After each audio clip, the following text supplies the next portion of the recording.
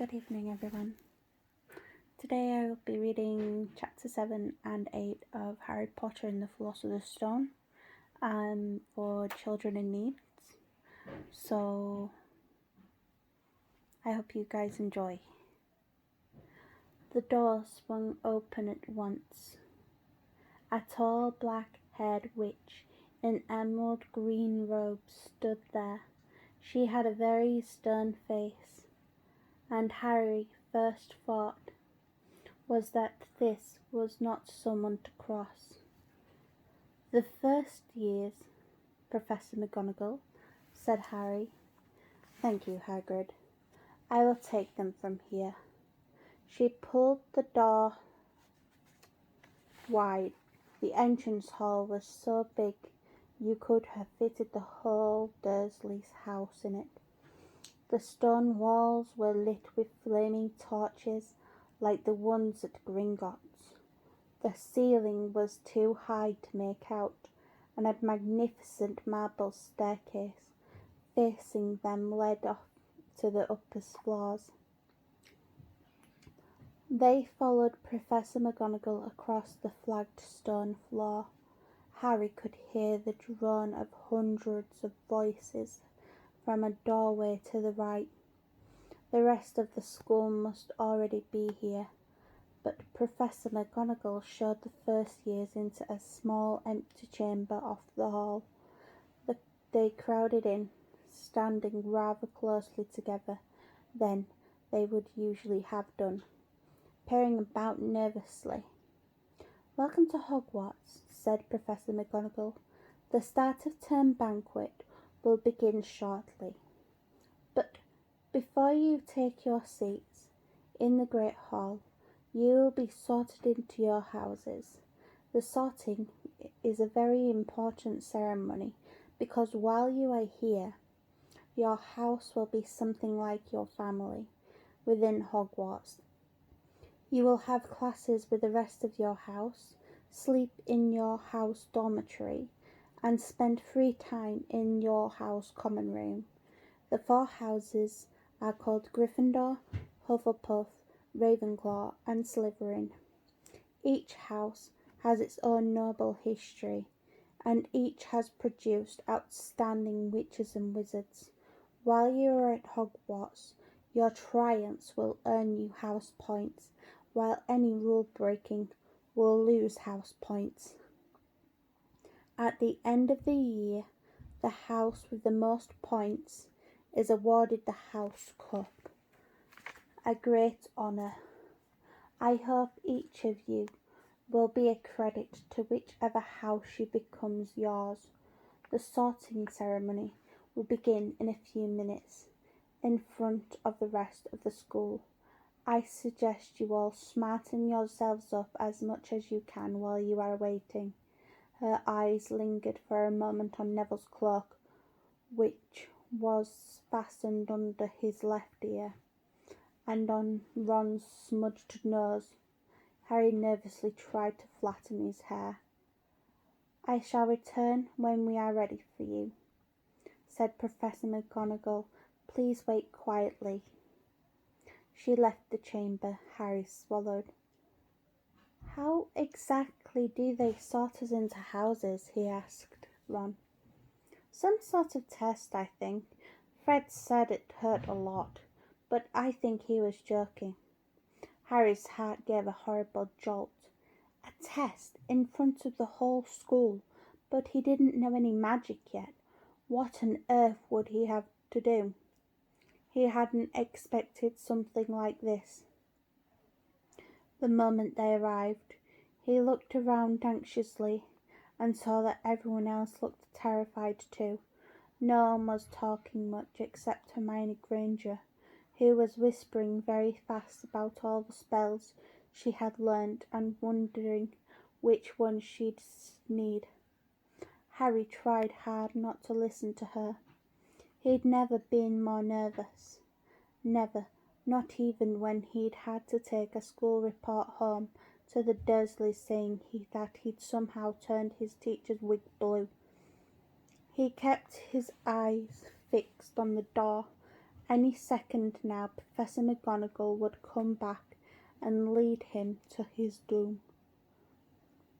Then something happened which made him jump about a foot in the air.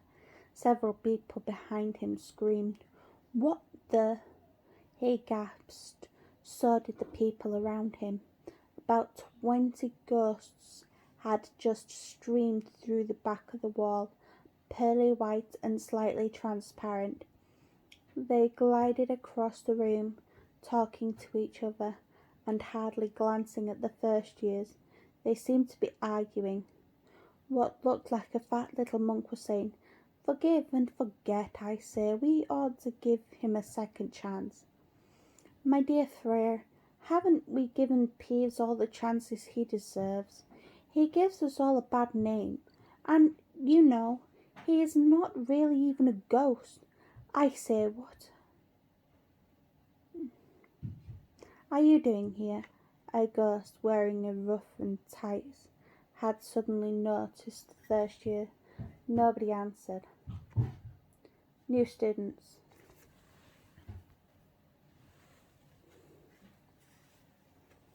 The new students, said the fat friar, smiling around at them. About to be sorted, I suppose. A few people nodded mutely.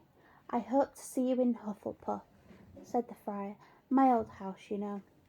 "Move along now," said a sharp voice. "The sorting ceremony is about to begin." Professor McGonagall had returned. One by one, the ghosts floated away through the opposite wall. "Now form a line," Professor McGonagall told the first years, "and follow me." Feeling oddly as though his legs had turned to lead, Harry got into a line behind a boy with sandy hair, with Ron behind him, and they walked out of the chamber, back across the hall, and through a pair of double doors into the great hall. Harry had never even imagined such a strange and splendid place. It was lit by thousands and thousands of candles which were floating in mid-air over 4 long tables where the rest of the students were sitting there. These tables were laid with glittering golden plates and goblets. At the top of the hall was another long table where the teachers were sitting. Professor McGonagall led the first years up here, so that they came to a halt in a line facing the other students, with the teachers behind them. The hundreds of faces staring at them looked like pale lanterns in the flickering candlelight. Dotted here and there among the students, the ghosts shone misty silver, mainly to avoid all the staring eyes. Harry looked upward and saw a velvety black ceiling dotted with stars. He heard Hermione whisper, "It's bewitched to look like the sky outside. I read about it in a Hogwarts history." It was hard to believe there was a ceiling there at all, and that the great hall didn't simply open onto the heavens. Harry quickly looked down again as Professor McGonagall silently placed a 4-legged stool in front of the first years. On top of the stool she put a pointed wizard hat. That hat was patched and frayed and extremely dirty. Aunt Petunia wouldn't have let it in the house. Maybe they have had to try and get the rabbit out of it, Harry thought wildly. That seemed to be the sort of thing. Noticing that everyone in the hall was now staring at the hat, he stared at it too. For a few seconds there was complete silence. Then the bewitched hat twitched. A rip near the brim opened wide like a mouth, and the hat began to sing. "Oh, you may not think I'm pretty, but don't judge what you see. I'll eat myself if you can find a smarter hat than me. You can keep your bowlers black, your hat sleek and tall, for I'm the Hogwarts sorting hat and I can cap them all." There's nothing hidden in your head the Sorting Hat can't see. So try me on and I will tell you where you ought to be. You might belong to Gryffindor, where dwell the brave at heart. The daring nerve of chivalry set Gryffindor apart. You might belong in Hufflepuff, where they are just and loyal. These patient Hufflepuffs are true, and unafraid of toil. Or yet in wise old Ravenclaw, if you've a ready mind, where those of wit and learning will always find their kind.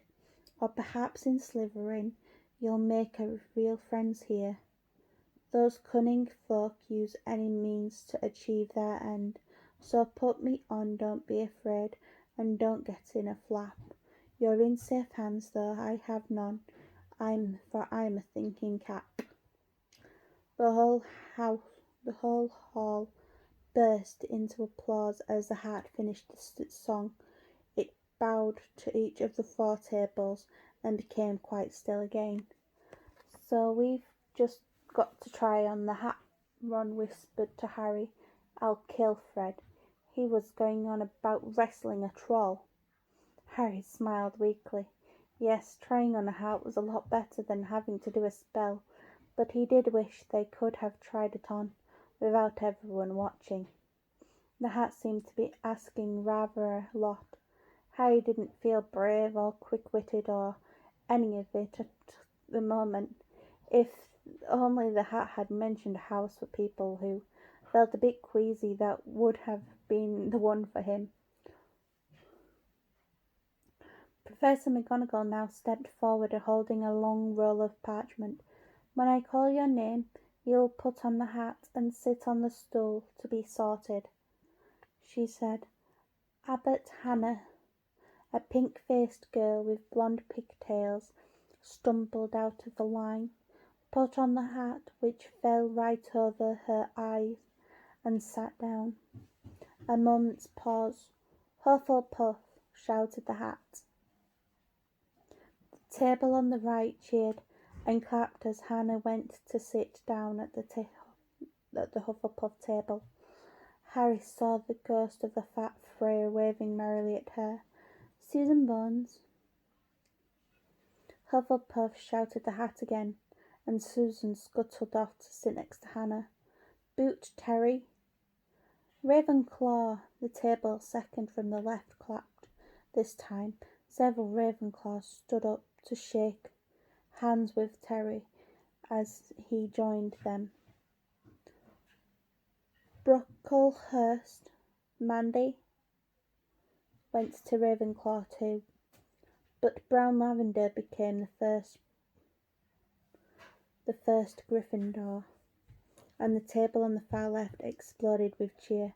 Harry could see Ron's twin brother's cat calling. Bulstrode Millicent then became a Slytherin. Perhaps it was Harry's imagination. After all, he heard about Slytherins, but he thought they looked an unpleasant lot. He was starting to feel definitely sick now. He remembered being picked for teams during sport lessons at his old school, and he had always been the last to be chosen, not because he was not good, but because no one wanted Dudley to think they liked him. Finch Fletchley Justin, Hufflepuff. Sometimes Harry noticed the hat shouted out the house at once, but at others it took a little while to decide.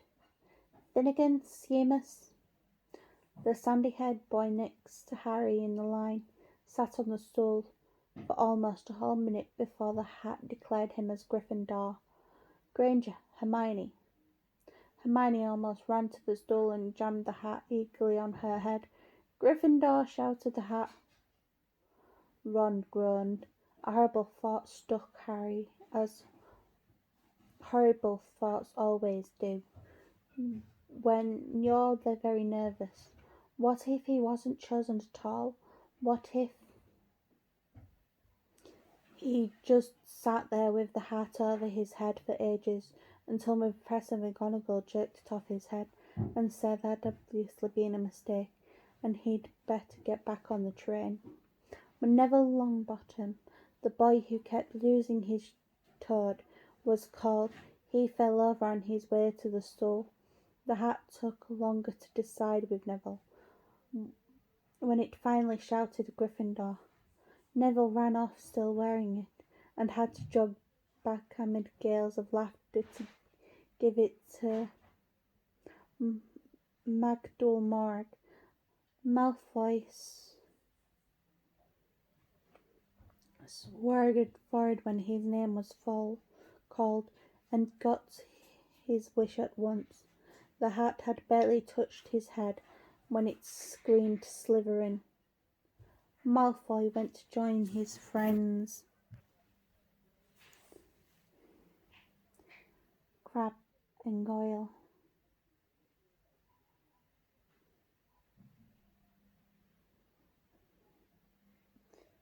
Looking pleased with himself. There weren't many people left now. Moon not parking, then a pair of twin girls, Patil and Patil. Then Perks, Sally Ann, and then at last, Potter, Harry. As Harry stepped forward, whispers suddenly broke out, like little hissing fires all over the hall.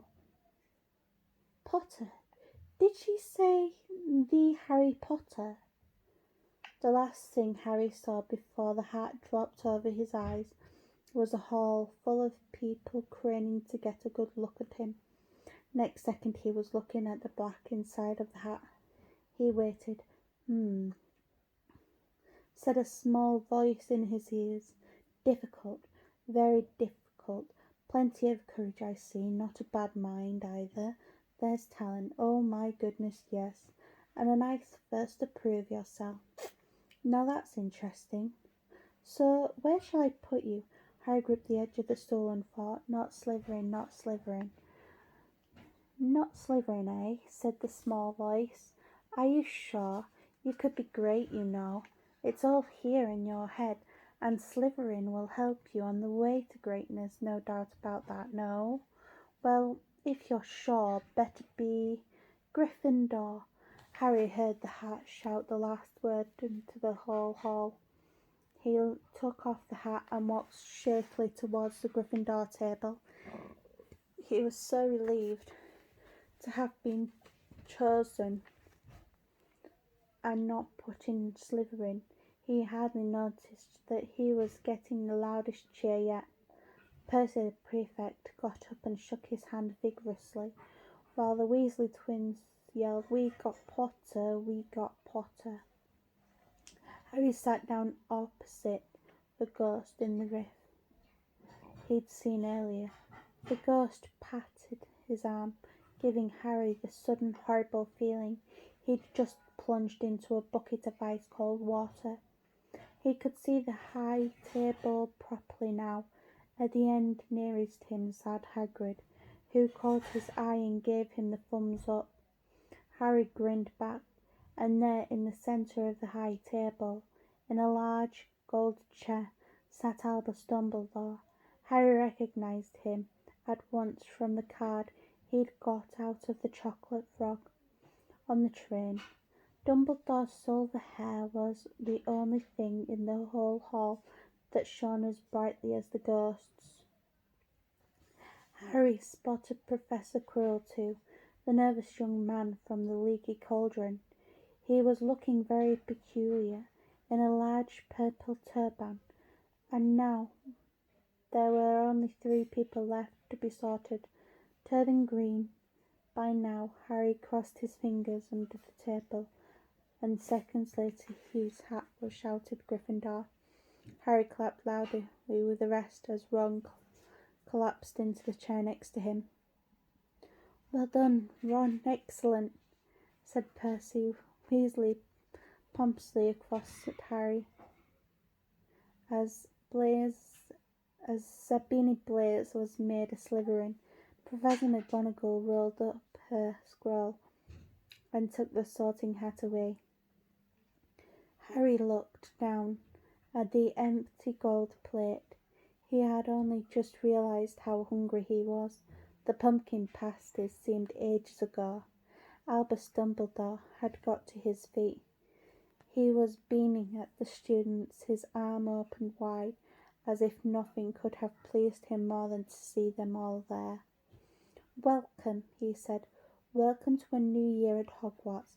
Before we begin our banquet, we would like to say a few words." And here they are: Nitwit, Blubber, Oddment, and Tweak. Thank you. He sat back down. Everybody clapped and cheered. Harry didn't know whether to laugh or not. "Is he a bit mad?" he asked Percy uncertainly. "Mad?" said Percy airily. "He's a genius, best wizard in the world, but he is a bit mad, yes. Potatoes, Harry?" His mouth fell open. The dishes in front of him were now piled with food, and he had never seen so many things he'd like to eat on one table: roast beef, roast chicken, pork chops and lambs and sausages, bacon and steak, boiled potatoes, roast potatoes, chips, Yorkshire pudding, peas, carrots, gravy, ketchup, and for some strange reason mint humbugs. The Dursleys had never exactly starved Harry, but he'd never been allowed to eat as much as he liked. Dudley had always taken anything that Harry really wanted, even if it made him sick. Harry piled his plate with a bit of everything except the humbugs, and began to eat. It was all delicious. "That does look good," said the ghost in the roof sadly, watching Harry cut the steak. "Can't you?" "I haven't eaten for nearly 400 years," said the ghost. "I don't need to, of course, but one does miss it. I don't think I've introduced myself. Sir Nicholas de Mimsy Porpington, at your service, resident ghost of Gryffindor Tower." "I know who you are," said Ron suddenly. "My brothers told me all about you. You're nearly Headless Nick." "I prefer Sir Nicholas if you—" "De Mimsy," the ghost began stiffly, but sandy-haired Seamus Finnegan interrupted. "Nearly headless? How can you be nearly headless?" Sir Nicholas looked extremely miffed as their little chat wasn't going at all the way he wanted. "Like this?" he said irritably. He seized his left ear and pulled. His whole head swung off his neck and fell onto his shoulder, as if it was on a hinge. Someone had obviously tried to behead him, but not done it properly. Looking pleased at the stunned looks on their faces, nearly headless Nick flipped his head back on his neck, coughing, and said, "So, new Gryffindors, I hope you're going to help us win the house championship this year. Gryffindor have never gone so long without winning. Slytherin have got the cup 6 years in a row now. Bloody Baron's becoming almost unbearable. He's the Slytherin ghost." Harry looked over at the Slytherin table and saw a horrible ghost sitting there with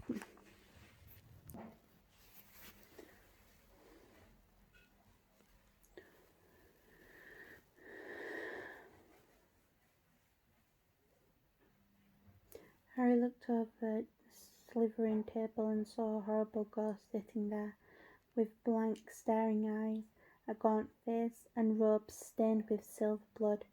He was right next to Malfoy, who, Harry was pleased to see, didn't look too pleased with the seating arrangement. "How did he get covered in blood?" asked Seamus with great interest. "I've never asked," said Nearly Headless Nick delicately. When everyone had eaten as much as they could, the remains of the food faded from the plates, leaving them sparkling clean as before.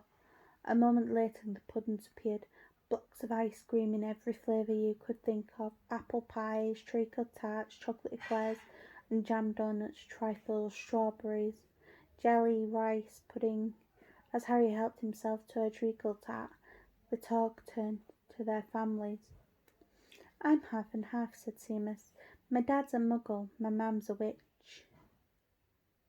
My mam didn't tell him she was a witch till after they were married. Bit of a nasty shock for him. The others laughed. What about you, Neville? Said Ron. Well, my gran brought me up, and she's a witch, said Neville. But the family thought I was muggle for ages. My great uncle Algy kept trying to catch me off my guard and force some magic out of me. He pushed me off the end of Blackpool Pier once. I nearly drowned, but nothing happened until I was 8. Great Uncle Algy came round for tea, and he was hanging me out of an upstairs window by the ankle, when my great auntie Enid offered him a meringue, and he accidentally let go, but I bounced all the way down the garden into the road. They were all really pleased. Gran was crying, she was so happy, and you should have seen their faces when I got in here. They thought I might not be magic enough to come, you see. Great Uncle Algy was so pleased he bought me my toad. On Harry's other side, Percy Weasley and Hermione were talking about lessons. I do hope they start straight away. There's so much to learn. I'm practically interested in transfiguration, you know, turning something into something else.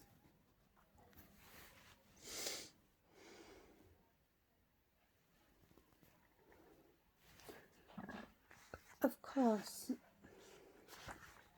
it's supposed to be very difficult. You'll be starting small, just matches into needles and that sort of thing. Harry, he was starting to feel warm and sleepy, looked up at the high table again. Hagrid was drinking deeply from his goblet. Professor McGonagall was talking to Professor Dumbledore. Professor Quirrell, in his absurd turpin, was talking to a teacher with greasy black hair, a hooked nose and swallow skin. It happened very suddenly. The hook-nosed teacher looked past Quirrell's turban and straight into Harry's eyes, and a sharp hot pain across the scar on his forehead. Ouch! Harry clapped a hand on his head. What is it?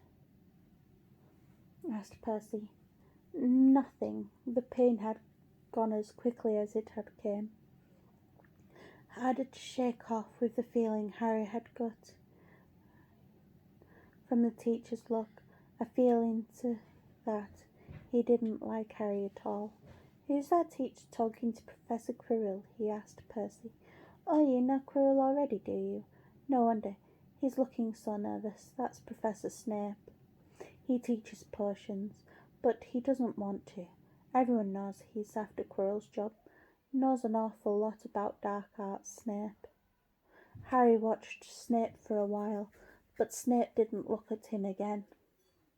At last, the puddings too disappeared, and Professor Dumbledore got to his feet again, and the hall fell silent. Ahem, just a few more words. Now we are all fed and watered. I have a few start of term notices to give you. First years should note that the forest in the grounds is forbidden to all pupils, and a few of our older students will do well to remember that as well. Dumbledore's twinkling eyes flashed in the direction of the Weasley twins. I have also been asked by Mr. Filch, the caretaker, to remind you all that no magic should be used between classes in the corridors. Quidditch trials will be held in the second week of term. Anyone interested in playing for their house teams should contact Madam Hooch. And finally, I must tell you that this year the third floor corridor on the right-hand side is out of bounds to anyone who does not wish to die a most painful death. Harry laughed, but he was one of the few who did. He's not serious, he muttered to Percy. Must be, said Percy, frowning at Dumbledore. It's odd, because he usually gives us a reason why we're not allowed to go somewhere.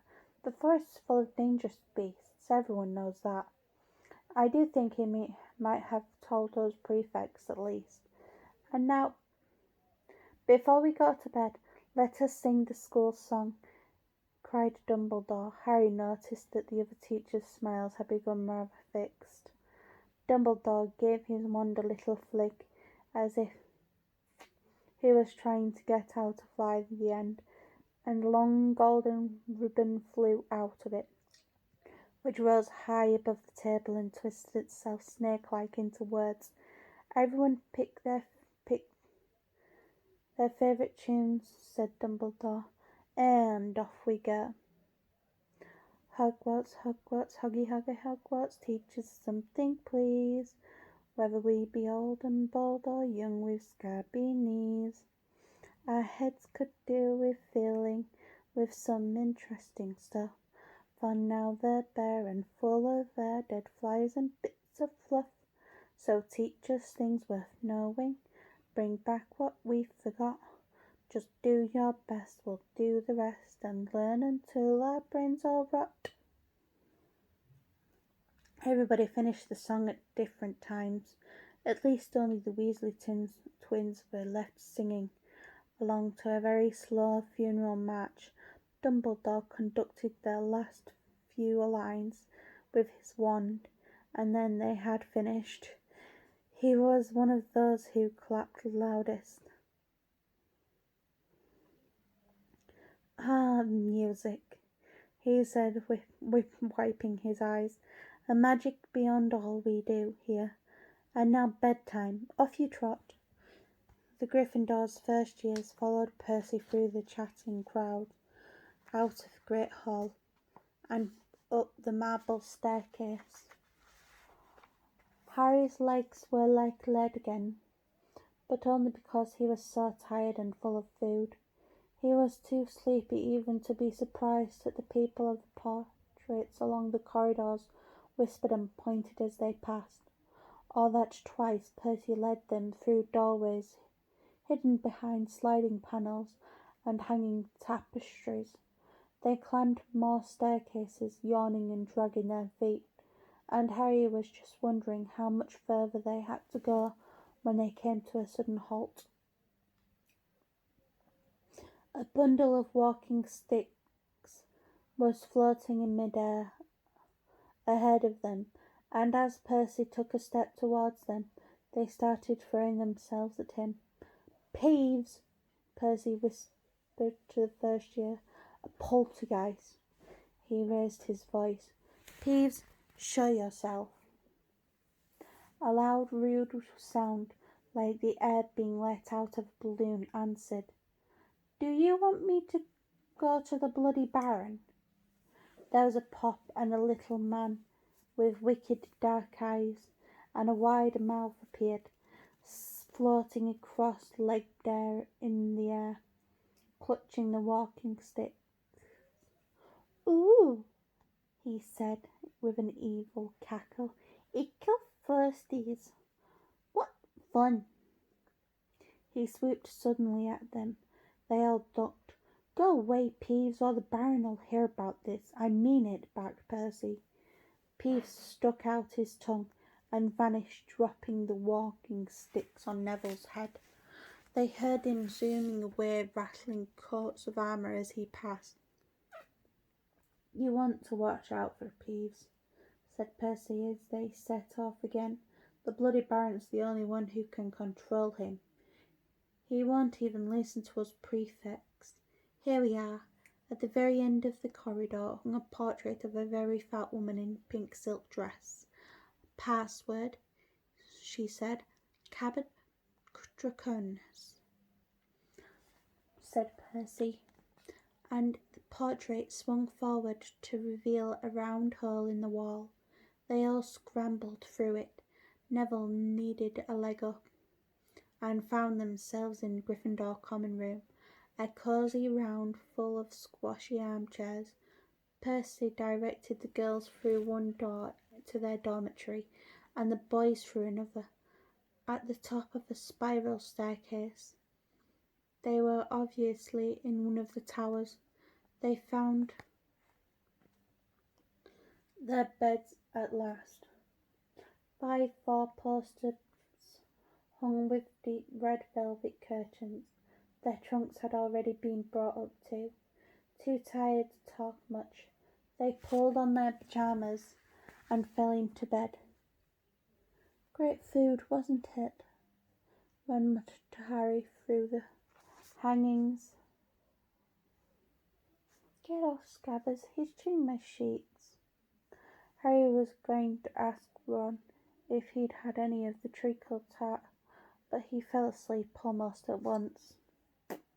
Perhaps Harry had eaten a bit too much because he had a very strange dream. He was wearing Professor Quirrell's turban, which kept talking to him, telling him he must transfer to Slytherin at once, because it was his destiny. Harry told the turban he didn't want to be in Slytherin. It got heavier and heavier. He tried to pull it off, but it tightened painfully. And there was Malfoy laughing at him as he struggled with it. Then Malfoy turned into a hook-nosed teacher Snape, whose laugh became high and cold. There was a burst of green light and Harry woke up sweating and shaking. He rolled over and fell asleep again, and when he woke next day, he didn't remember the dream at all. Chapter 8. There, look. Where? Next to the tall kid with the red hair wearing the glasses. Did you see his face? Did you see his scar? Whispers followed Harry from the moment he left the dormitory next day.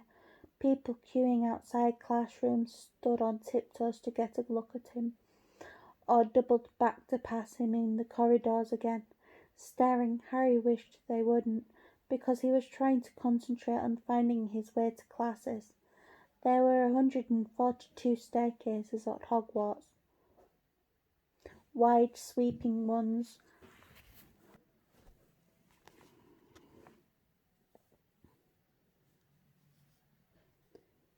Harry wished they wouldn't, because he was trying to concentrate on finding his classes. There were 140 staircases at Hogwarts. Wide, sweeping ones, narrow, rickety ones, some that led somewhere different on Friday, somewhere with a vanishing step halfway up that you had to remember to jump. Then there were doors that wouldn't open unless you asked politely or tickled them in exactly the right place. The doors that weren't really doors at all, but solid walls just pretending. It was also very hard to remember where anything was, because it all seemed to move around a lot. The people in the portraits kept going to visit each other, and Harry was sure the coat of armour could talk. The ghosts didn't help either. It was always a nasty shock when one of them glided suddenly through a door you were trying to open. Nearly Headless Nick was always happy to point a new Gryffindor in the right direction, but Peeve the Poltergeist was worth 2 locked doors and a trick staircase if you met him when you were late for class. He would just drop a waste paper baskets on your head, pull rugs from under your feet, pelt you with bits of chalk, and sneak up behind you invisible and grab your nose and screech got your conch. Even worse than Peeves, if that was possible, was the caretaker Argus Filch. Harry and Ron managed to get on the wrong side of him on the very first morning. Filch found them trying to force their way through a door which luckily turned out to be the entrance to the out-of-bounds corridor on the 3rd floor. Harry wouldn't believe they were lost.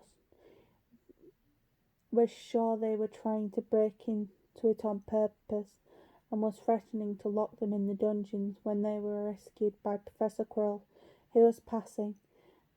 Filch owned a cat called Mrs. Norris, a scrawny, dust-coloured creature with bulging lamp-like eyes, just like Filch's. She patrolled the corridors alone. Break a rule in front of her, put just a toe out of line, and she'll whisk off for Filch, would appear wheezing 2 seconds later. Filch knew the secret passageways of the school better than anyone, except perhaps the Weasley twins, and could pop up as suddenly as any of the ghosts. The students all hated him, and it was the darkest ambition of many to give Mrs. Norris a good kick. And then, once you had managed to find them, there were the lessons themselves. There was a lot of more magic, as Harry quickly found out.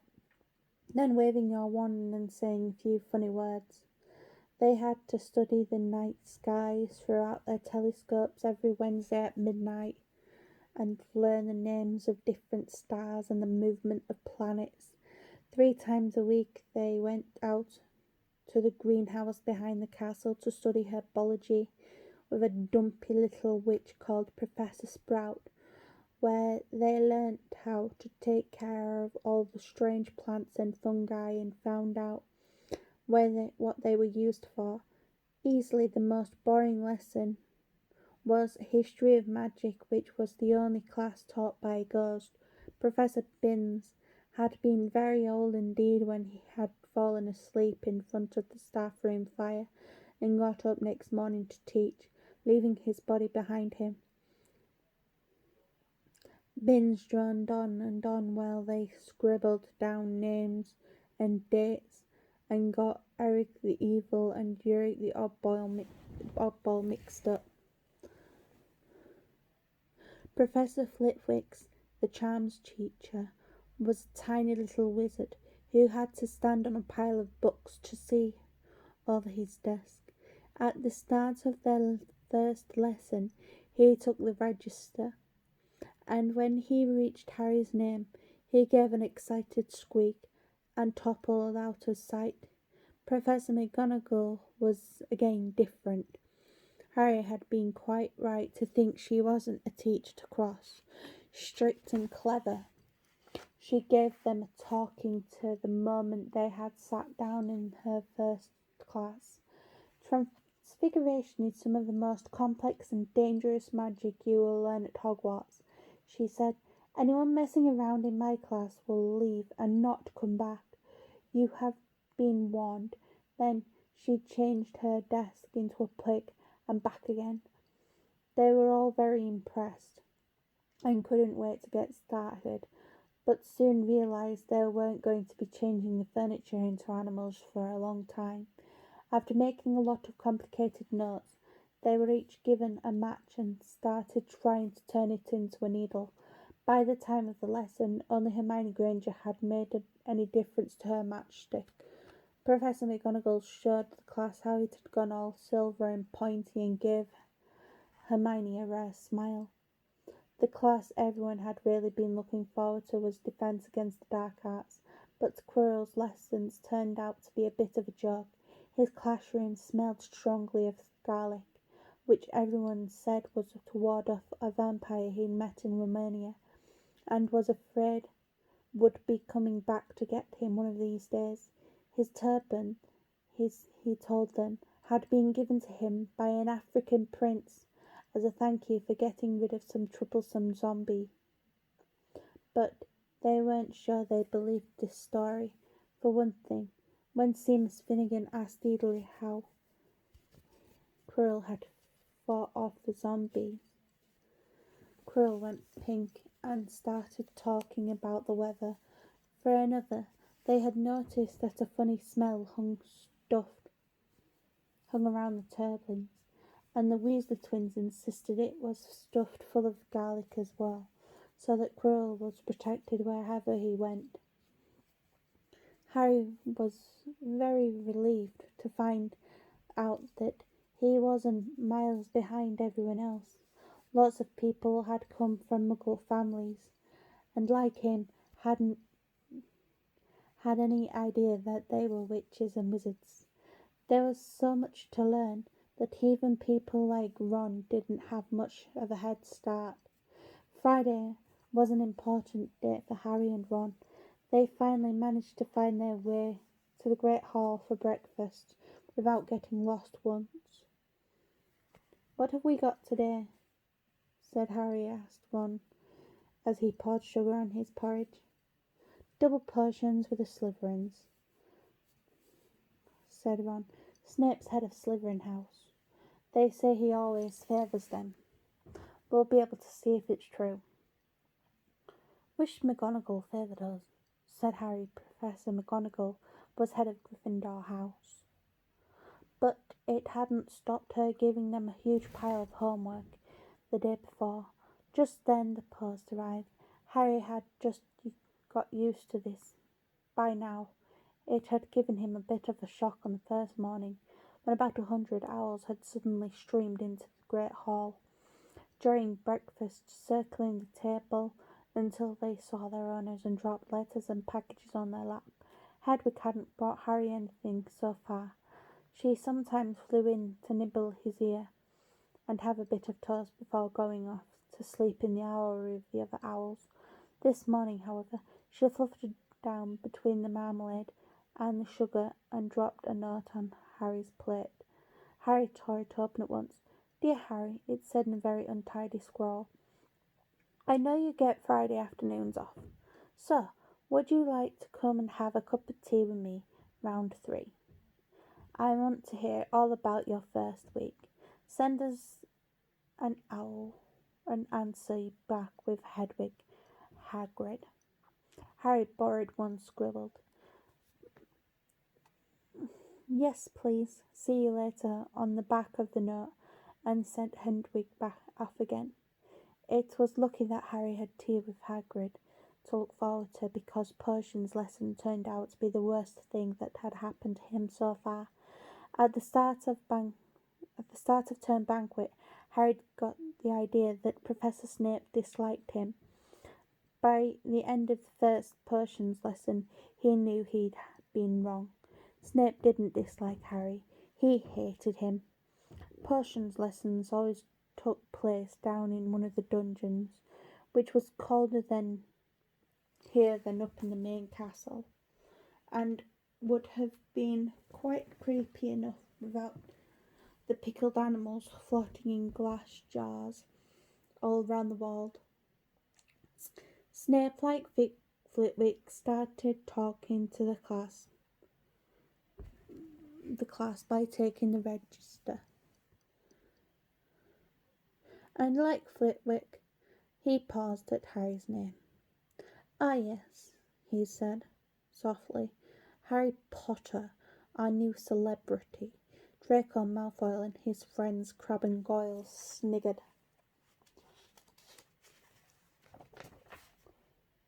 Behind their hands, Snape finished calling the name and looked up at the class. His eyes were black like Hagrid's, but they had none of Hagrid's warmth. They were cold and empty and made you think of dark tunnels. "You are here to learn the subtle science and exact art of potion making," he began. He spoke in barely more than a whisper, but they caught every word. Like Professor McGonagall, Snape had the gift of keeping the class silent without effort. "As there is little foolish wand-waving here, many of you will hardly believe this is magic. I don't expect you will really understand the beauty of the softly simmering cauldrons with the shimmering fumes, the delicate powder of liquids that creep through human veins, bewitching the mind, ensnaring the senses. I can teach you how to bottle fame, brew glory, and even stop a death. If you aren't as big a bunch of dunderheads as I usually have to teach." More silence followed this speech. Harry and Ron, exhausted looks were raised eyebrows. Hermione was eager on the edge of her seat, and looked desperate to start proving that she wasn't a dunderhead. "Potter," said Snape suddenly, "what would I get if I added powdered root and aspergillus into an infusion of wormwood?" "Powdered root to an infusion of what?" Harry glanced at Ron, who looked as stumped as he was.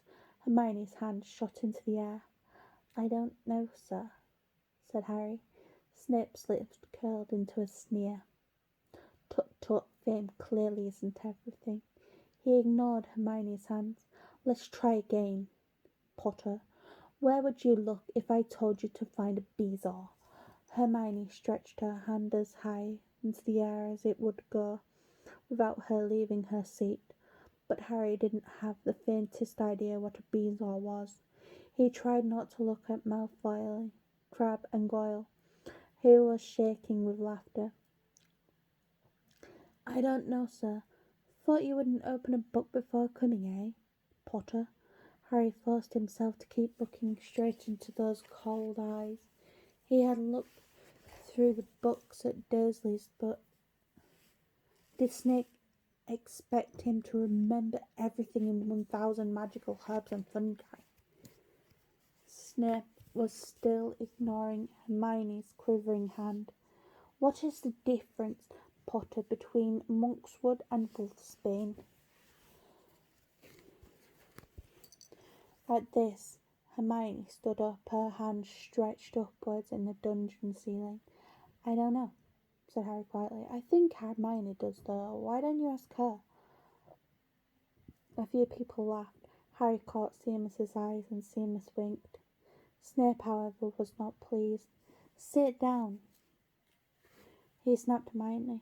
"For your information, Potter, Asriel and Wormwood make a sleeping potion so powerful it is known as the Draught of Living Death.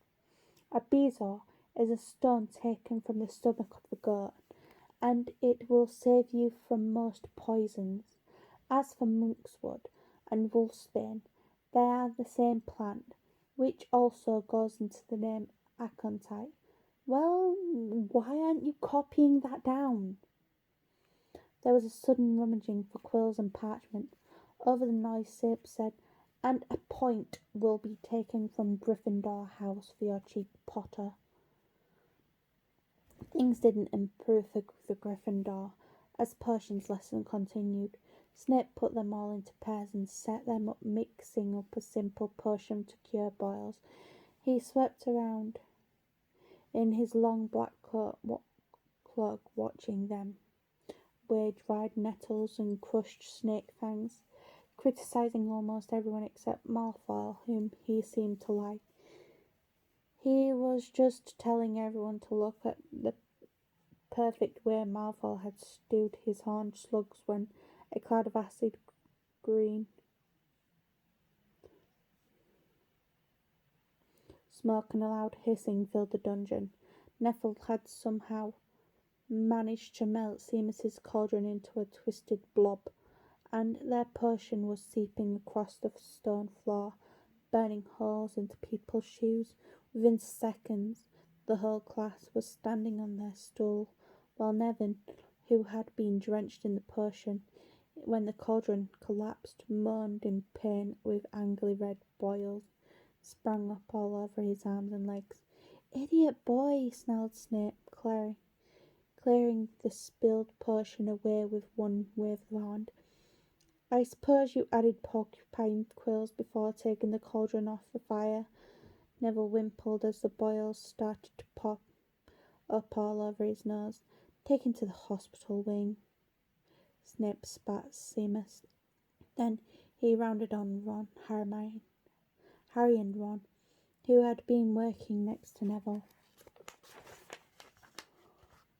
"You, Potter, why didn't you tell him not to add the quills? Thought he'd make you look better if he got it wrong, did you? That's another point you've lost for Gryffindor." This was so unfair. Harry opened his mouth to argue, but Ron kicked him behind the cauldron. "Don't push it," he muttered. "I've heard Snape can turn very nasty." As they climbed the steps out of the dungeon an hour later, Harry's mind was racing and his spirits were low. He had lost 2 house points for Gryffindor in his very first week. Why did Snape hate him so much? "Cheer up," said Ron. "Snape's always taking points off Fred and George. Can I come and meet Hagrid with you?" At 5 to 3 they left the castle and made their way across the grounds.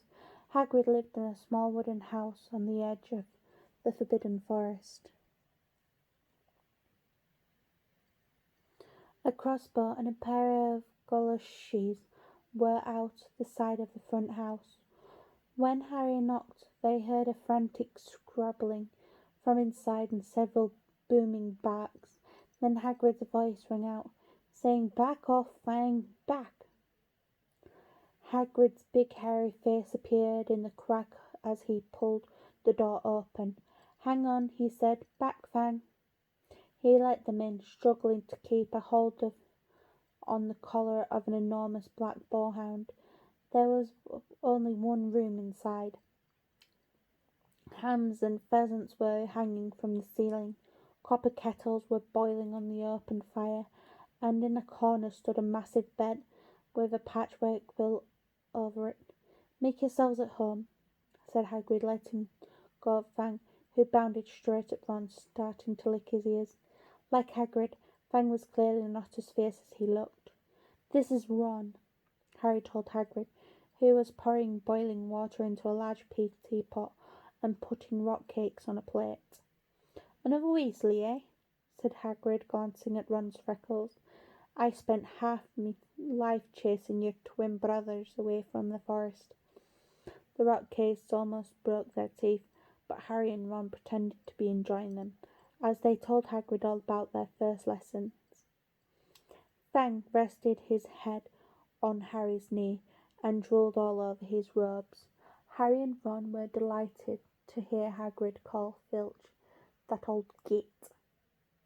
"And as for that cat, Mrs. Norris, I'd like to introduce her to Fang sometime. Do you know, every time I go up to the school, she follows me everywhere. Can't get rid of her. Filch puts her up to it." Harry told Hagrid about Snape's lesson.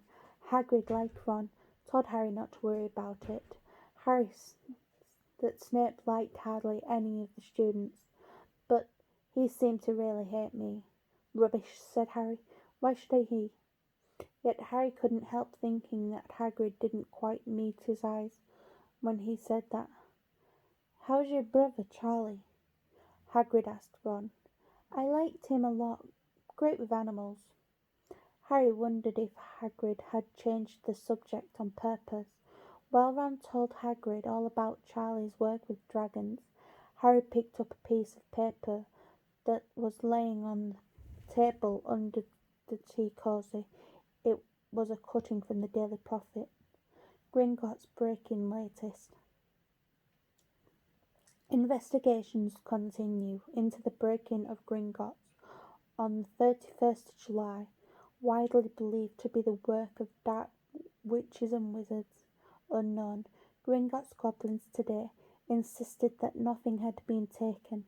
The vault that was searched had in fact been emptied the same day.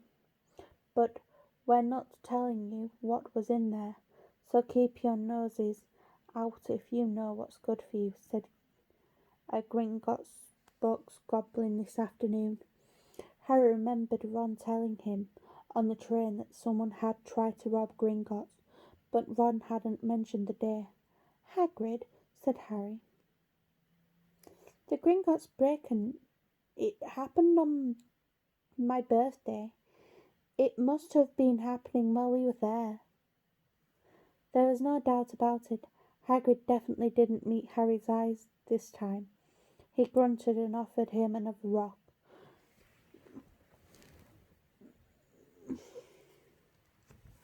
Cake. Harry read the story again. The vault that was searched had in fact been emptied earlier that same day. Hagrid had emptied Vault 713, if you could call it emptying, taking out that grubby little package. Had that been what the thieves were out looking for? As Harry and Ron walked back to the castle for dinner, their pockets weighed down with rock cakes they'd been too polite to refuse, Harry thought that none of the lessons he'd had so far had given him as much to think about as tea with Hagrid. Had Hagrid collected that package just in time? Where was it now? And did Hagrid know something about Snape that he didn't want to tell Harry? Okay, thank you for listening. I hope you all have a great day, night. Have a good time.